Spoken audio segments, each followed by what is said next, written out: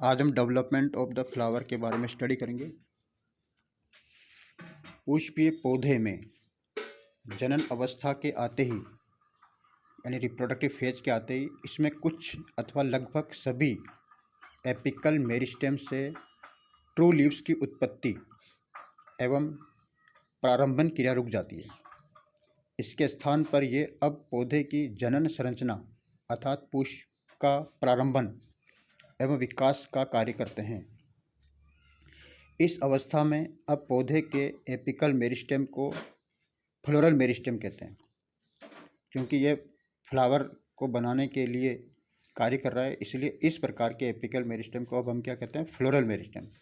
लेकिन floral meristem तभी बनता है जब पादप की कायिक प्रावस्था पूर्ण हो जाती है।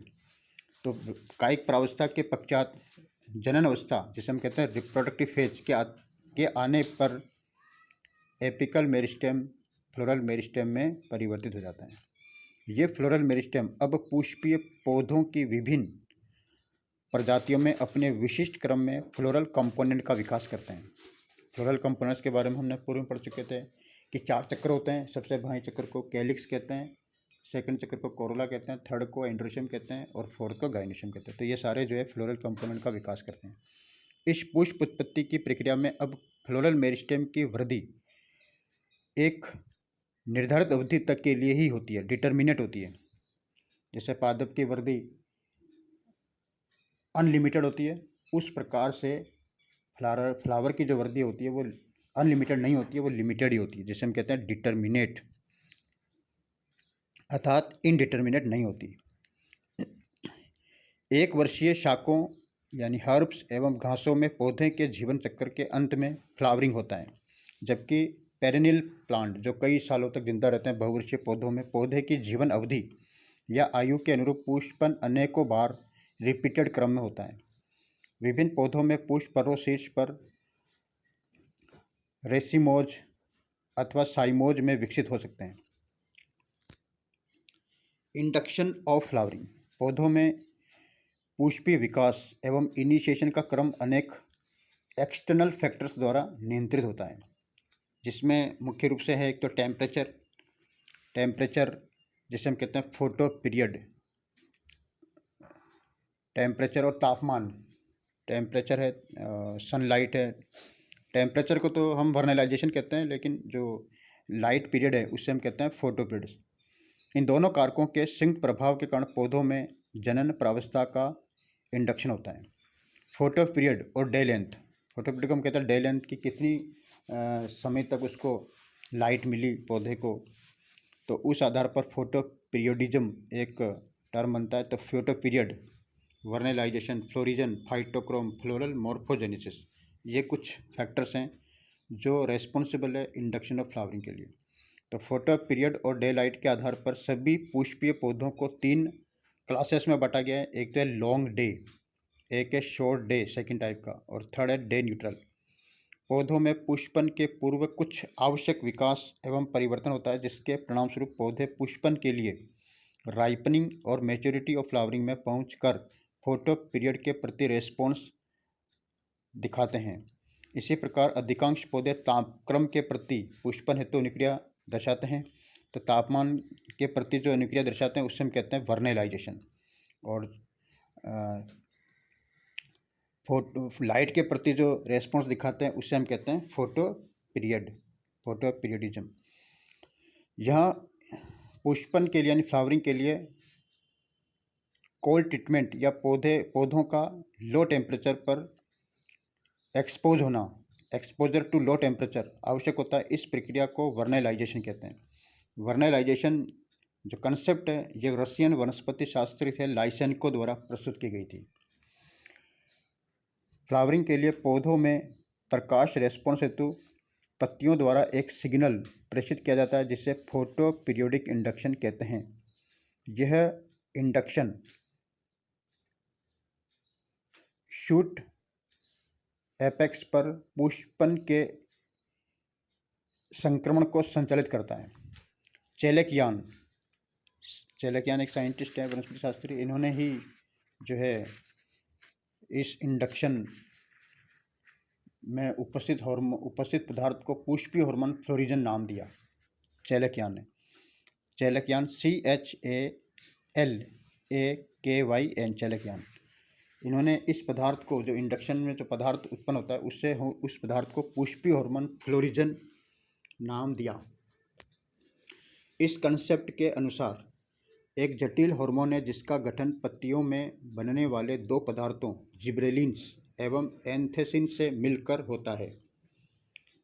इस हार्मोन का इंडक्शन फाइटोक्रोम द्वारा प्रारंभ किया जाता है। इंडक्शन क्रिया के दौरान पौधे के एपिकल मेरिस्टेम में नए राइबोसोम्स के निर्माण में वृद्धि होती है और प्रोटीन की मात्रा बढ़ जाती है। आरएनए की मात्रा में भी वृद्धि होती है। सेल्यूलर रेस्पिरेटरी एक्टिविटी की दर भी बढ़ जाती है। इसके बाद डीएनए संश्लेषण की क्रिया इंड्यूस होती है। माइटोटिक डिवीजन तेजी से होता है। इसके परिणाम स्वरूप नवीन डॉटर सेल्स का निर्माण होता है जिनसे आगे चलकर फ्लोरल प्राइमोर्डिया बन जाता है। इन परिघटनाओं के कारण पौधे पुष्पीय संरचना उद्भव की अवस्था प्राप्त कर लेता है, फ्लोरल मॉर्फोजेनेसिस, एवं अब पुष्प का निर्माण सुनिश्चित हो जाता है। Anatomical changes during flowering. पादप में पुष्पन की प्रक्रिया के दौरान आंतरिक संरचना में निम्न प्रमुख परिवर्तन दिखाई देते हैं। तने व शाखाओं में इंटरनोड की लंबाई बढ़ जाती है एवं कक्षस्थ कलिकाओं का विकास अपूर्ण होता है। पुष्प अक्ष की शीर्षस्थ आकृति एवं कभी कभी इसके परिमाप में भी बदलाव आते हैं। पुष्पीय अक्ष का शीर्ष सिरा लंबा एवं कोनिकल हो जाता है। रिब मेरिस्टेम की सक्रियता कम हो जाती है। कायिक कक्ष के शीर्ष सिरे पर ट्यूनिका कॉर्पस ऑर्गेनाइजेशन में बदलाव आते हैं। इसके स्थान पर मेरिस्टेमेटिक ऑर्गेनाइजेशन की व्याख्या मेंटल कोर कंसेप्ट के आधार पर की जा सकती है। यहाँ कोर की केंद्रीय कोशिकाओं में अनेक रिक्तिकाएँ उत्पन्न हो जाती है एवं इनको घेरने वाली छोटी छोटी कोशिकाएँ अनेक परतों में व्यवस्थित हो जाती है। इसके साथ ही शीर्षस्थ कोशिकाओं के माइटोटिक इंडेक्स में बढ़ोतरी हो जाती है, अतः समसूत्री विभाजन में प्रयुक्त केंद्रकों की संख्या भी बढ़ जाती है। Floral meristem. विभिन्न पौधों में पुष्प का परिवर्धन एक जटिल प्रक्रिया है। पुष्पीय विकास प्रारंभ होने के साथ ही एपिकल मेरिस्टेम सेल्स में अनेक आकारिकी बदलाव आते हैं। यह मेरिस्टेम पहले ऊपर की ओर कुछ वृद्धि करते हैं। फोलियर प्लास्टोक्रोन के उत्पन्न होने से पहले यह वृद्धि रुक जाती है। अब इन विभजकों की चौड़ाई में वृद्धि होती है, फैल जाते हैं। पुष्पीय घटकों के इनिशिएशन के साथ ही कोशिकाओं में समसूत्री विभाजन की दर में भी वृद्धि हो जाती है। अलग अलग क्षेत्रों में विभाजन की दर भिन्न होती है। इस दौरान एक टिपिकल ग्रोथ में कायिक क्षेत्र के निश्चित अनुक्षेत्र विलुप्त हो जाते हैं एवं इनके स्थान पर मेरिस्टेमेटिक सेल्स की यूनिफॉर्म सतह निर्मित हो जाती है। उपयुक्त सभी परिवर्तन जेनेटिकल एवं भिन्न भिन्न पर्यावरणीय कारकों द्वारा नियंत्रित होते हैं। पर्रो, तना, शाखा या कक्ष के इलोंगेटेड एक्सिस पर पुष्प क्रम अथवा एकल पुष्प उत्पन्न होता है। पुष्प का निर्माण एक निश्चित क्रमानुसार शीर्ष विभज्योतक एवं सहपत्र के कक्षीय विभज्योतक द्वारा होता है। हिस्टोजेनेसिस। पत्ती के समान ही पुष्पीय घटकों का विकास भी कोशिकाओं के पेरिक्लिनल डिवीजन से प्रारंभ होता है।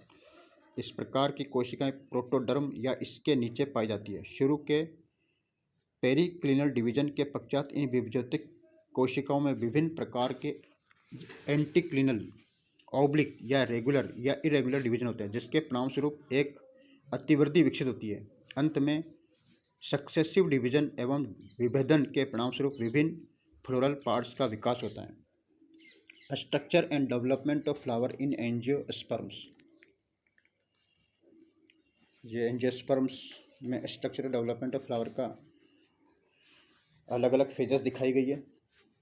एंजियोस्पर्म पादप के शरीर में फ्लावर एक बहुत ही महत्वपूर्ण संरचना है और अभी हमने देखा कि जो डेवलपमेंट है फ्लावर का वह विभिन्न पर्यावरणीय कारकों एवं जीन्स के द्वारा नियंत्रित होती है और पुष्प के परिवर्धन की प्रक्रिया के अंतर्गत सर्वप्रथम जो अग्रस्त विभज्योतक है वह फ्लोरल मेरिस्टेम में बदल जाता है और फ्लोरल मेरिस्टेम में परिवर्तित होने के पश्चात इसमें या तो पुष्प समूह में बनते हैं तो उसे कई सारे पुष्प एक पुष्पक्रम बनाते हैं या पुष्प एकल रूप से भी विकसित होता है। पुष्प का विकास टर्मिनल पोजीशन पर या एक्सिलरी पोजीशन में होता है। पुष्प का विकास जनरली लीफ की अक्ष में होता है। पुष्प के विकास के अंदर सर्वप्रथम मेरिस्टेमेटिक प्राइमोडिया एक अतिवृद्धि के रूप में विकसित होती है। धीरे धीरे यह प्राइमोडिया फैलकर रिसेप्टेकल पुष्पासन का निर्माण करती है। पुष्पासन का नैरो स्टॉल्क पुष्प वृंत में बदल जाता है। अब पुष्पासन पर अतिवृद्धि के रूप में विभिन्न फ्लोरल ऑर्गन्स अपनी तैयारी करते हैं, यानी 4 चक्र बनने शुरू होता है। सबसे पहले कैलिक्स सेपल प्राइमोडिया दिखाई देते हैं, जैसे कि डायग्राम बी में दिखाया गया बाह्य दल आद्यक। इसके पश्चात बाह्य दल के पश्चात स्टामेन प्राइमोडिया कोशिकाओं का विकास होता है। पिस्टिल का विकास एक कटकीय उभार के रूप में पुष्पीय अक्ष के अग्रसिरे पर होता है। पिस्टिल प्राइमोडियम के निर्माण के बाद पुष्पीय अक्ष की अग्रस्त वृद्धि रुक जाती है। पुष्प के विभिन्न चक्रों में पेटल प्राइमोडिया की उत्पत्ति सबसे अंत में होती है। जो पेटल प्राइमोडिया है उनकी उत्पत्ति सबसे अंत में होती है। जो दलपुंज निर्माण हेतु उत्तरदायी होते हैं। स्त्री केसर प्राइमोडियल कोशिकाएं वर्तिकाग्र छोटी वर्तिका द्विकोष्ठीय जायंग में विभेदित हो जाते हैं। वहीं दूसरी ओर स्टामेन प्राइमोडिया विकसित होकर एंथर एवं फिलामेंट का निर्माण करते हैं। इस प्रकार आवृतबीजी पौधों में एक टिपिकल पुष्प का विकास होता है। तो यहाँ पे फिगर दिखाया गया है कि सबसे पहले जो पुष्प है उसमें जो पादप है उसकी वेजिटेटिव ग्रोथ पूर्ण हो जाती है। वेजिटेटिव ग्रोथ पूर्ण होने के पश्चात ही रिप्रोडक्टिव फेज प्रारंभ होती है। और रिप्रोडक्टिव फेज जैसे ही प्रारंभ होती है तो उसका जो अग्रस्त विभज्योतक है, यानी जो एपिकल मेरिस्टेम है, वो एक एपिकल भी हो सकता है, एक्सिलरी भी हो सकता है, लीफ के अक्ष में भी हो सकता है। तो वो जो मेरिस्टेम है वह फ्लोरल मेरिस्टेम में परिवर्तित हो जाता है। फ्लोरल मेरिस्टेम में परिवर्तित होने के पश्चात इनमें तेजी से विभाजन होते हैं और तेजी से विभाजन होने के पश्चात इसमें एक अतिवृद्धि बनती है।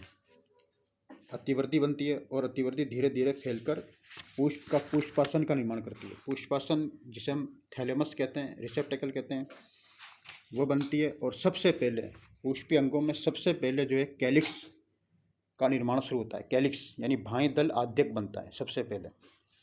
ये देखिए बाह्य दल आद्यक बन रहा है बी डायग्राम के अंदर। इसके पश्चात सेकंड नंबर आता है स्टामेन प्राइमोडिया, यानी पहले तो कैलिक्स यानी सबसे बाहर वाला चक्र, यानी पुष्प में 4 चक्र होते हैं, ये ध्यान रखना आपको। पुष्प में 4 चक्र होते हैं जिसमें सबसे पहले बाहरी चक्र जो है जिसे हम बाह्य दलपुंज कहते हैं वह वाला प्राइमोडिया बनेगा। लेकिन सेकंड जो चक्र है जिसे हम कहते हैं कोरोला, वो सबसे बाद में बनता है, ये ध्यान रखना है, ये बहुत इंपॉर्टेंट पॉइंट है। कोरोला सबसे बाद में डेवलप होगा, लेकिन सबसे पहले कैलिक्स का डेवलपमेंट शुरू होगा। उसके पश्चात कोरोला को हटा दो वहाँ से, उसके बाद वही चक्र आ जाएगा जो थर्ड है जिसे हम एंड्रोशियम कहते हैं। तो एंड्रोशियम प्राइमोडिया डेवलप होगा, फिर गाइनोशियम, और सबसे लास्ट के अंदर बनेगा कोरोला। तो ये बहुत इंपॉर्टेंट पॉइंट है। इसमें देखिए ये बाह्य दल आद्यक, फिर बाह्य दल आद्यक के बाद ये पुंकेसर आद्यक आ गया, पुंकेसर आद्यक के बाद स्त्री केसर आ गया। और ये अगला जो डायग्राम है डी डायग्राम, इसमें देखिए ये पुष्प वृंत है ही है, और ये बाह्य दल आ गया और दल आद्यक बाद में बन रहा है। ये परिवर्धनशील पुंकेसर आ गया, स्त्री केसर, ये सबसे बाद में दल आद्यक का डेवलपमेंट शुरू हो रहा है। तो इस प्रकार कैलिक्स, उसके बाद स्टामेन प्राइमोडिया की सेल्स का डेवलप होता है। पिस्टिल का विकास इसके बाद होता है, और पिस्टिल प्राइमोडियम के निर्माण के बाद ही जो है पेटल प्राइमोडिया की उत्पत्ति होती है। और जो पिस्टिल प्राइमोडियम है उससे जो है पिस्टिल, क्योंकि पिस्टिल जो है गाइनोशियम की छोटी इकाई है, तो पिस्टिल को हम कार्पल भी कहते हैं, PISTL, पिस्टिल और कार्पल दोनों एक ही टर्म है। तो कार्पल के 3 भाग होते हैं, इसमें स्टिग्मा, स्टाइल और ये अपने ओवरी, ये डेवलप होगी। और जो स्टामेन प्राइमोडिया, स्टामेन एंड्रोशियम की इकाई है, तो स्टामेन के 3 भाग होते हैं, एंथर, कनेक्टिव, फिलामेंट, ये डेवलप होंगे इससे। तो ये कैप्सुला का एक टिपिकल कैप्सुला का बताया गया है कि कैप्सुला में किस प्रकार से परिवर्धन होता है। तो इस प्रकार पुष्प का डेवलपमेंट कंप्लीट होता है। इसमें ये जो फेजेस हैं, इंडक्शन ऑफ फ्लावरिंग होता है, उसके बाद anatomical changes, floral meristem, structure and development of flower in angiosperm, तो ये दिखाया गया इसमें। Thank you.